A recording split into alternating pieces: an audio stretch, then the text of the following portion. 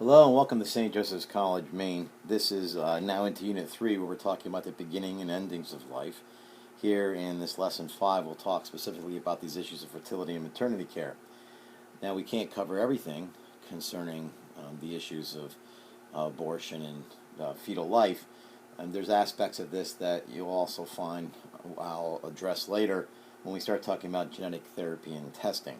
But nonetheless, what I don't intend to do today is to simply give you a list of the various locations and or statements to come from Roman Catholic Church and hierarchy and church history that would show opposition to abortion and also concern for the fetal life that's ubiquitously available anywhere on the internet. What I would like to do is to offer some sort of a way to argue in a coherent and I would say in a disinterested logical way. And I don't mean that in the sense that you should not be passionate. It's just that it doesn't do us well to simply, addressing the secular world that is, to simply quote some church documents or even biblical passages that nobody's going to accept as authoritative. And oftentimes we now live in a time where the veracity of an argument is determined by the level of outrage. So we don't want to join into that and simply provide an emotive argument from our end. We have to understand that the secular world, which is where we're going to be making these arguments, and let's be frank, even oftentimes within our own parishes and such, authoritative doctrinal arguments are not accepted. So we're going to have to find a way to move beyond using those simply as a means to prove our point, if you want to say it like that. For those that hold to the Catholic faith, it's enough to say abortion is an intrinsic evil, although that doesn't solve it in itself, because we need to know exactly what it is meant by that term abortion. So with that being said, I want to talk about this idea of the parameters of the abortion issue. The reality is that we are talking here specifically about procured abortions. Miscarriages are also abortions, but they are spontaneous abortions. There's not an ethical import that needs to be discussed upon those unless the woman was abused, she herself inflicted harm with the intent of harming the unborn. So we'll place that aside. But everything needs to be clear and also unambiguous and exact in the language that we use. So it's always best to begin by saying we're talking about a procured abortion. And by that we can mean, generally speaking, about the intentional termination of a human fetal life. I'll talk a little bit more about exactly why that term life is going to be so important. So just to get an idea that when fertilization occurs, and that's a better term to use than simply being pregnant, which I'll explain is a little problematic in the modern world, or even terms like we would use as to conceive. It's just a good solid term. But the reality is that we've already spoken a little bit about natural family planning, where a woman, the embryo prior, the ovum is viable for 1 or 2 days, and roughly 14 days prior to menstruation. So semen can live within, by live I mean remain viable within the vaginal cavity for 7 days or so. So you have this fertility window where outside of which particularly the woman cannot biologically become pregnant. So the sperm obviously traveling up through the vaginal cavity, fallopian tube, meeting the ovum, and there we have fertilization. So this oocyte, then now fertilized, will then work its way down through the days until it can reach the uterine wall. Now, the American Medical Association has already changed the terminology here a little bit, where they now speak in terms of an established pregnancy, which is not the same as fertilization. So an established pregnancy in their regard is when the embryo implants into the uterine wall. Now, the reason why this is significant is because not every fertilization results in a pregnancy. We know that. But we're talking in terms of whether or not even the fertilized egg, which has not implanted, what exact moral qualities that still have. So we'll try to work this out a little bit as we move through this.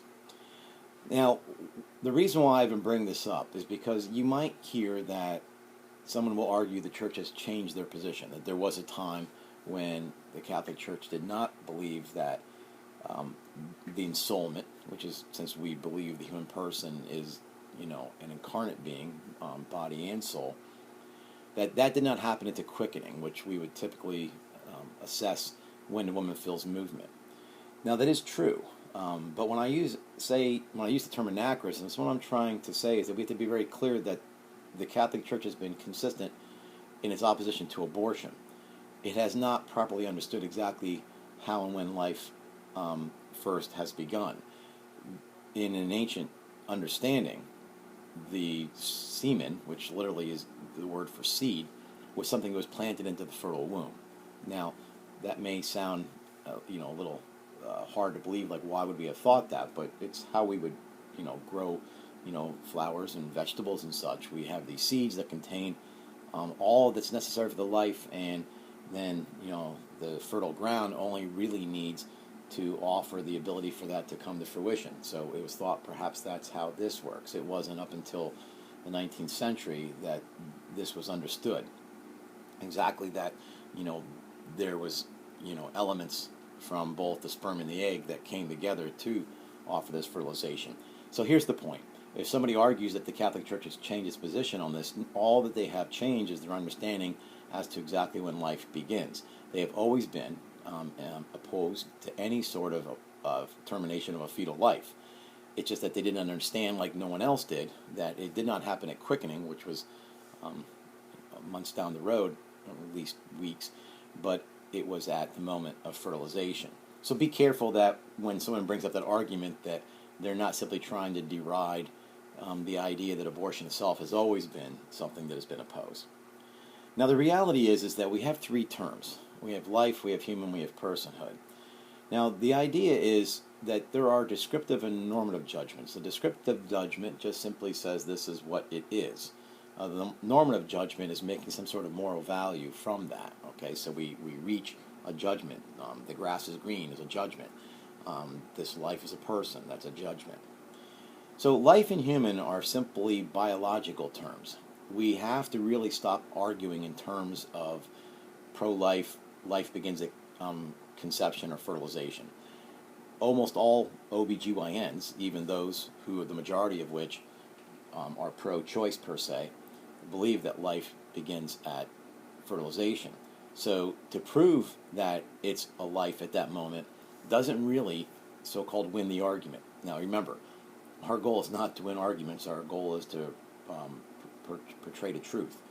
And we also have a responsibility under the new evangelization to do so in a coherent way, which is why I'm trying to give you a more reasoned argument than an authoritative argument that might have worked perfectly fine 100 years ago, although I don't know that it did. But nonetheless, we have to come at this from a different point of view. So we really should not be arguing about when life begins. The sperm and the egg are both alive. I mean, if we wanted to talk to stuff biologically, we talk about homeostasis, the ability for reproduction, and other aspects. So it's a biological term, and it's descriptive of an objective reality. And we're not arguing about whether or not this life is human or not. Okay, so if the sperm and the egg are alive, they do not die prior to becoming an embryo.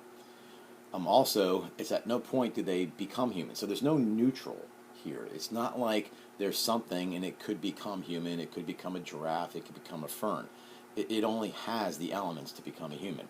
So life and human are descriptive terms, they're biological terms, and they're within the domain of the empirical sciences.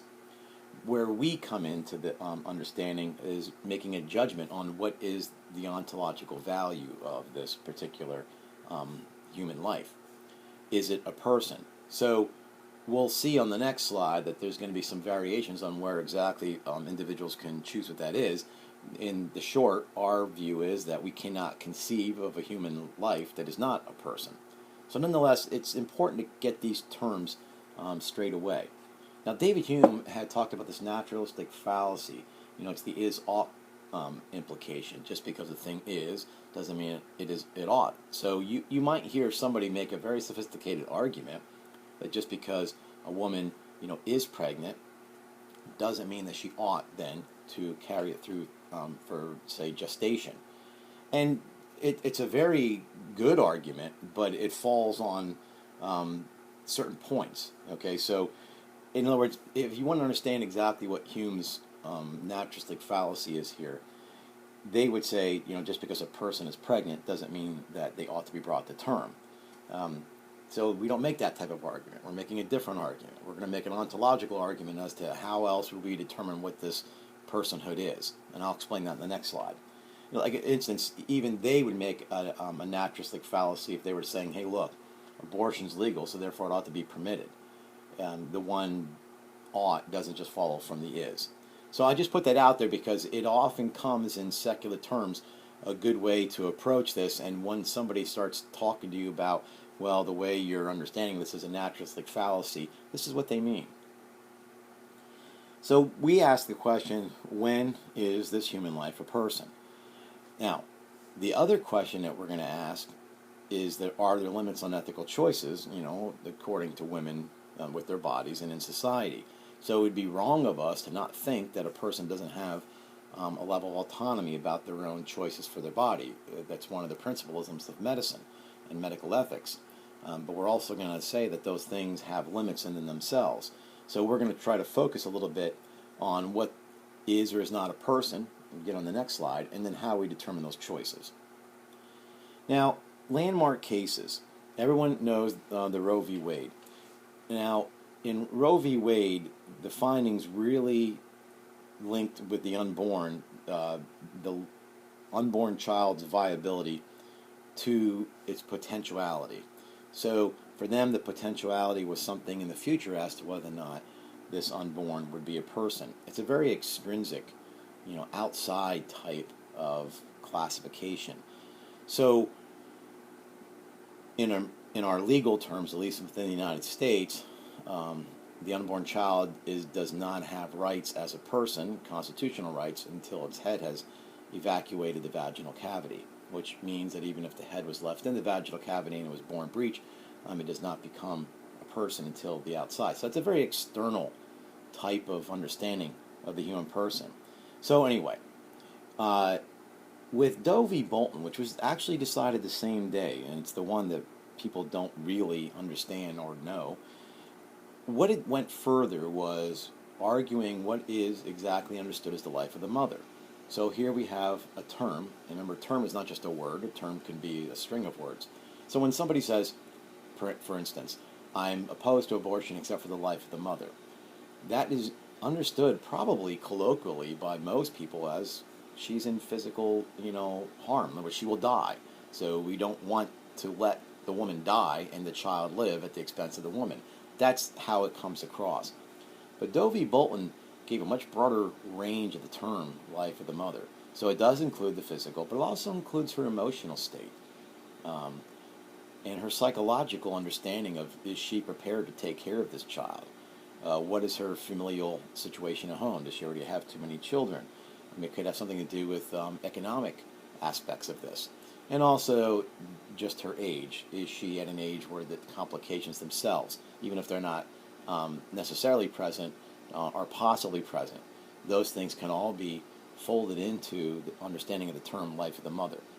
So if somebody starts arguing that, because it sounds very sympathetic on one side, right? Like, why would you let the woman die? And that builds into the cliche that under Catholic understanding that they only care about the unborn and they don't care about the mother. It's a playoff of the ambiguity of this term, life of the mother. So I just want you to be aware that these particular understandings have to be nuanced. And if you're able to at least explain the findings of Doe v. Bolton, you're going to do yourself a favor having that conversation.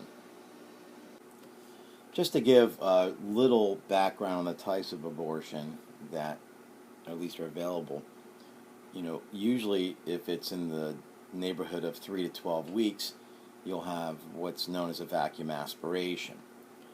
Once you get into the second trimester, you're going to have a procedure, D&E, where there's an evacuation, let's say about a 30-minute procedure, where they would term it as the removal of tissue.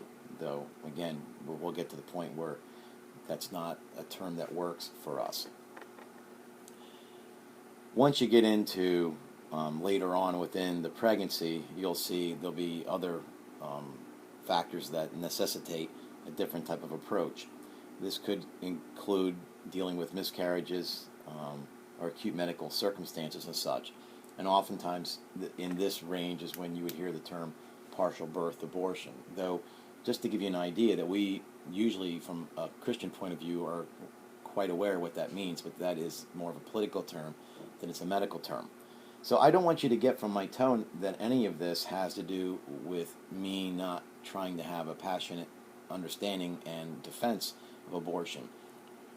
Over the course of the last 20 years, I've just, from my own personal anecdotal experiences, have learned what works and what doesn't work, and that I don't ever intend just to leave the discussion thinking I won, you're wrong, and you admit it. You have to find a way to approach this where you can almost create a level of thinking and reasoning that's going to help them see that, first of all, your position is rational, even if it is based, somewhat so, if not primarily, on a revealed truth, that we also, through a natural law understanding of the human person and the ontological status of the unborn, can make a good rational argument. So we have to find not middle ground that we can agree on. We have to find middle ground upon which we can use terms that lends us to having a discussion about this, which is what we need to do. And according to the World Health Organization, there are over 73 million induced abortions annually worldwide. Now, many of those, if not over half, are estimated by the World Health Organization as unsafe, which works both ways. If you are opposed to this, you say, see, then they should not be done. And they say, well, no, it just simply needs to be done better so that they are safe. So I always watch exactly where I'm going to be making the argument. And where I make the argument here primarily is the distinction between understandings of life and human, which are biological terms, and the understanding of personhood, which is based in theology or philosophy. Also, 826,000 a year in the U.S. itself. So that's, a little less than 20 per 100 pregnancies. So not quite 1 out of 5. And that's according to the Guttmacher Institute. And Alan Guttmacher was the past president of Planned Parenthood. So it's a reasonable statistic to use. Now, the reason why using terms like partial birth abortion doesn't work is because even if you could raise the discuss factor in them, which it's hard to believe it cannot, it's so rarely the situation that it becomes an extreme example, so it's not one to really make a determination on whether or not they would agree or disagree with abortion overall. It goes the other way, though. So, when you hear somebody say, if there's a concern for life of the mother or rape and incest, you're typically, and by that point I mean life of the mother as in, she will physically die. Or if somebody says, well, what about rape or incest? Just real quick, that incest has nothing to do with the argument. I don't even know why that was garnered as a statistic. Actually, I do know, because it does add what we'd call the moral yuck factor. But if it's an incestual relationship and it's non-consensual, it's rape. Whether or not they are adults and having consensual sexual relationships is not even part of this conversation. So it's really just in the terms of rape. But when people talk about that, that is such a low percentage that it becomes in the same way an extreme situation. So when Alan Guttmacher, they have done surveys asking women, why is it that you chose an abortion? These are the figures. Now, don't add these up to 100 because sometimes these are not mutually exclusive. People have chosen these more than once. But if you go to the Alan Guttmacher Institute, you're going to see that 74% of women say that interferes, having a child to fruition, interferes with their education and work. So it's not quite as noble as there's complications or such. And some just do not think they can afford a baby now. So their idea is that I'm not opposed to life, I'm just opposed to life now. So you almost have to let people make their own determinations exactly how they're going to justify this, so that you can try to determine what is the basis of what they're saying, and then you go after that foundational, premise. Something else here, though, that we should know is it's often said that if you had an increase in the use of contraceptives, that there would be less abortions. But also at the Guttmacher Institute's website, you'll find that 50% of all women who have chosen abortions were on contraception the month by which they got pregnant. Now, that's an interesting fact, but let's be clear, that doesn't really help either way, because they'll just go back and argue that they were not using it properly, so they need more understanding that using contraception well will decrease abortions. And the other so-called side will say, well, see, they're ineffective even if you have to include their use, which is part of it. It's not whether or not it's effective if you use perfectly. We can only talk about, practical effectiveness of how it's used out by the individual. That still 50% of them were on contraception at the time they became pregnant. So these things all become part of the argument. And it's good just to know this in the back of your head. Because you never know. What you want to do is, when you're in discussions about these things, is you want to try to keep whittling down all these peripheral things and get to the premise of something. And that's what I'm trying to do with you here. Now, when we talk about fetal development, you can see here from WebMD the gestational period in trimesters of a woman who's bringing a child to gestation. We would ask ourselves, at what point, we would ask others, at what point would you say then personhood has, been attached to this human life? Because again, even in the moment of fertilization, you cannot argue it's not human life. I don't biologically know how you do that. But you could, at least from their point of view, make an argument that it is no longer a person. So we have to then ask, well then, at what point will this become a person? Now, we as Roman Catholics would say it's a fertilization, and it comes from the fact that we cannot conceive of any human life that's not a person. Some might say, well, at what point does the unborn start to have a sense of touch?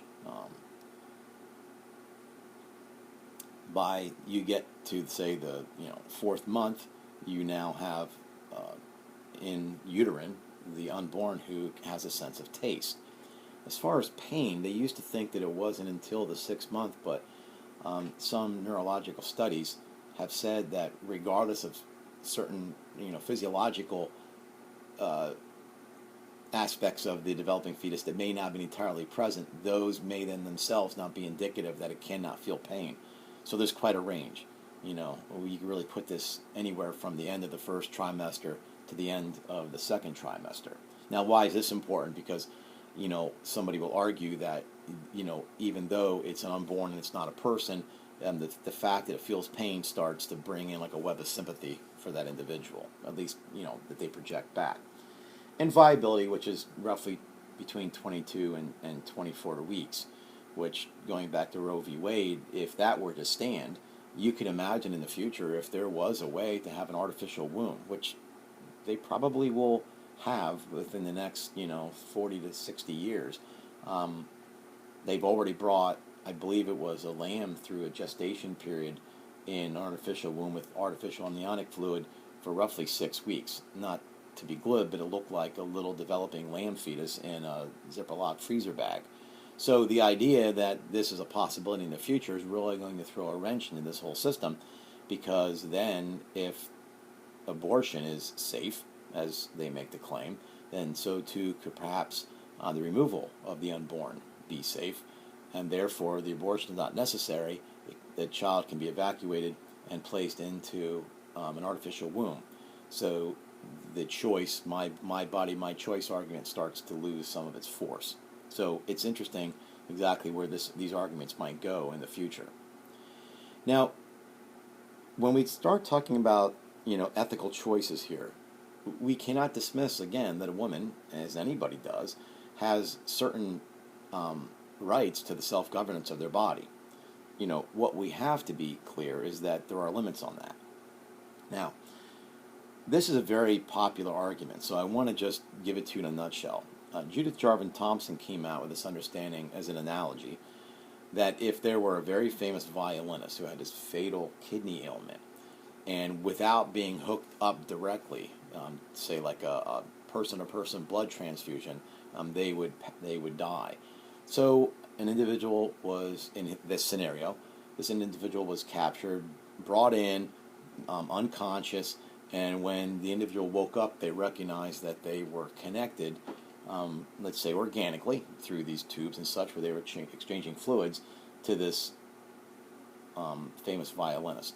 So then she tries to make the argument, does this person who was brought in have a moral obligation to remain there for 9 months, which is what it would take in her scenario for the famous violinist to recover and then be able to exist on their own.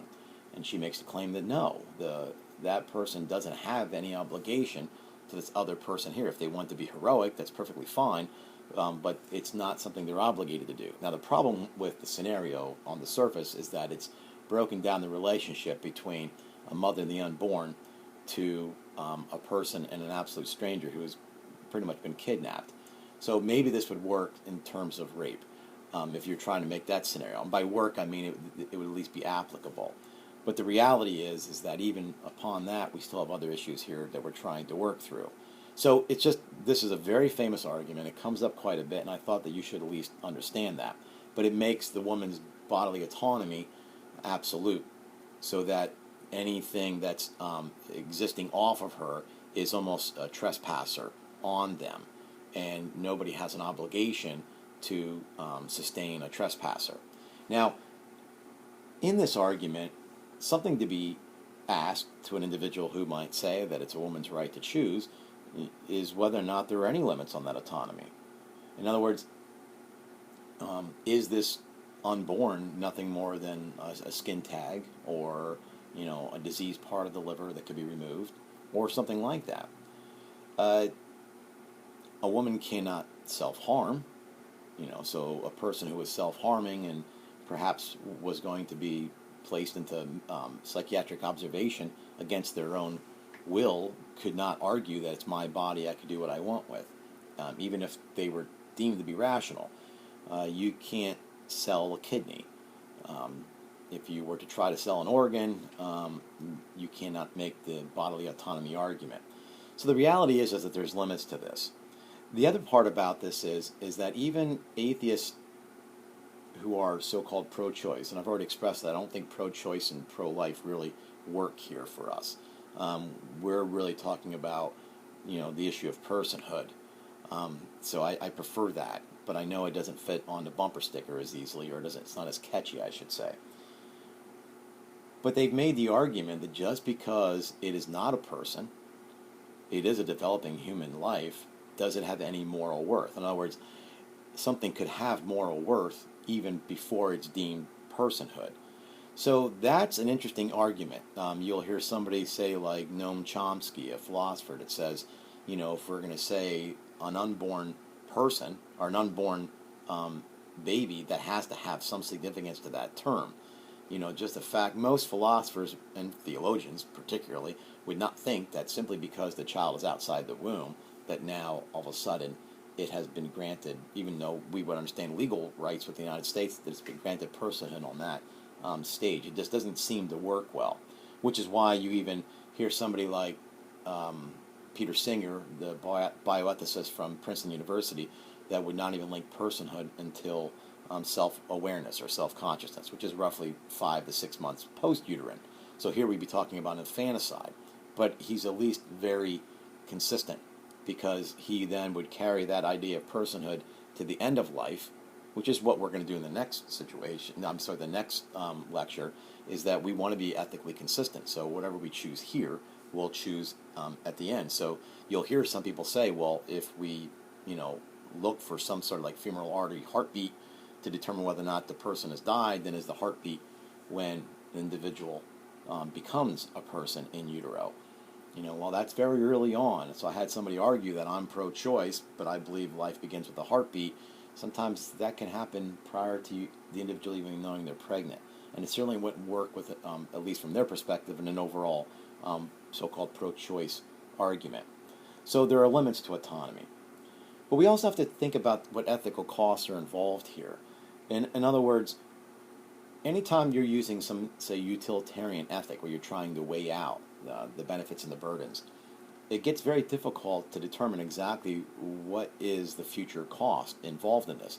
How does it affect the individual as the mother as a human being? How does it affect the relationship between, say, the father and the mother? What is their relationship to the unborn? Are they not technically a parent until this child is born and such? So you'll find that when any time you're in discussions about this, people will start weighing these various things because they'll try to make arguments that, some of these outcomes are better for some than others. Like even say like life of the mother in terms of whether or not she has emotional security outside. But these are commensurable. All right, I should say they are incommensurable. We question their commensurability, which means that, how do we weigh, the termination of the life of, let's say, a 3-month-old in uterine unborn to a woman's happiness? It's a little bit like when we would go to the doctor and they'd say, how bad does it hurt on a scale of 1 to 10? It's very difficult. I don't know what a 6 means in pain compared to an 8. And I don't know if my 6 means what your 6 means. So these things become very difficult for us to work out. We don't really know what the metric is.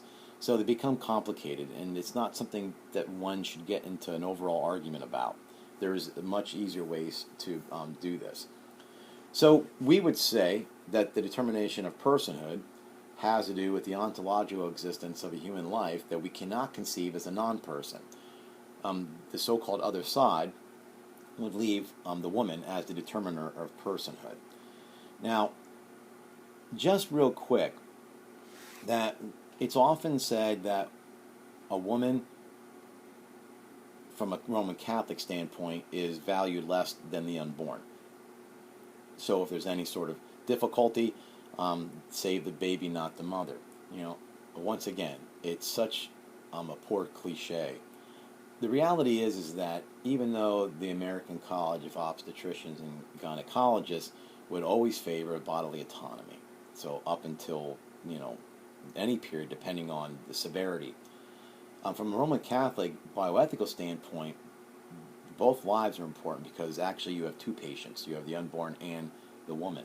So you enter what's known as expectant care, which means that there could be times when there's a situation that care for the mother's life will result in the ending of the life of the unborn. But that's not an abortion. If you remember how a moral act is determined, the object of the act is to either give, acute care to the mother, or let's just say basically to save the mother's life. And if we remember also the principle of double effect, what happens, the death of the unborn, is anticipated, it's foreseen, but it's not willed. And when we talk about the proportionality of the value of life between the mother and the unborn, those are equal, right? So this would not be the same as a woman wanting to get some sort of reconstructive cosmetic surgery that may affect the life of the unborn. There's no proportion between those two things. But if you're being treated for uterine cancer or such, and there was no sensible way that she would remain alive if she postponed any treatment until this child was born, then PD comes into effect. If the woman wishes to be heroic, that is entirely her choice, which is sort of an odd thing that even some so-called pro-choice don't accept that. They, I think in the back of their head, think that that person's been brainwashed in a particular way. So not to make this lecture any longer than it has to be, the ethical system, as I said before, there's never a neutral ethical system. So if somebody is going to be, say, like a rule consequentialist about this, then you're going to have to do so for everything else, which maybe they would accept if you're going to be deontological. But we're going to make an argument from the ontology. So we see human life as person from conception, fertilization, to natural death. And just like at the end of life, which we will talk about next week, one does not have to be heroic and do everything to extend life, even when death is imminent or there's no expectant treatment that's going to alleviate the inevitable. So we'll see there's a difference between euthanasia and simply allowing the terminal life to proceed. The same thing here is that we're going to try to be consistent and just say that even though that is not perhaps a divinely revealed truth, that it goes from life from the moment of fertilization to natural death, we'll work that out, that there's no other rational way to do it. And when I say it hasn't been divinely revealed, is that you couldn't find a proof text in sacred scripture. You're going to find plenty throughout Roman Catholic moral analysis, and certainly through natural law. So this was only meant to be somewhat of an overview of this. And there's so much more that we could have talked about, but in the hopes of keeping this not longer than it need to be, and offering you enough basis, hopefully, to make your future discussions a little more rational, in the sense that people understand that what's been revealed to us is along the same line of truth as rational truth, so that there is no complex division between faith and science. Thank you for listening.